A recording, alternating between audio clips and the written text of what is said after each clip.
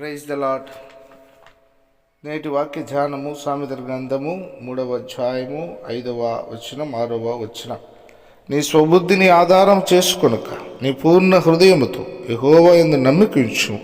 నీ ప్రవర్తన అంతటి యందు ఆయన అధికారమునకు ఒప్పుకొను. అప్పుడు ఆయన నీ త్రోవలను సరళము చేయను.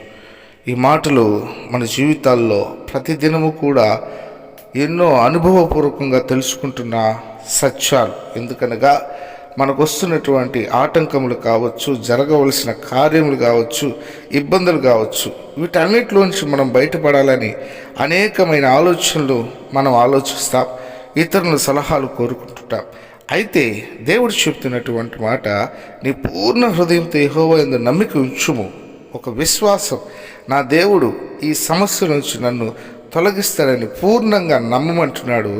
రెండవది, నీ ప్రవర్తన అంతటి యందు ఆయన అధికారమును ఒప్పుకున్నప్పుడు ఎలాంటి కష్టమైన, ఎలాంటి నష్టమైన, ఎలాంటి ఇబ్బంది అయినా సరే నీ త్రోవలు సరళము చేస్తాడట.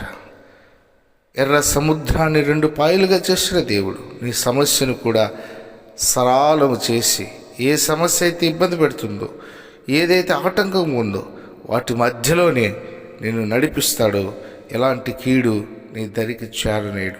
దేవుడి వాక్యము నీ జీవితంలో ఆశీర్వాదకరంగా మార్చునుగాక. ఆమెన్.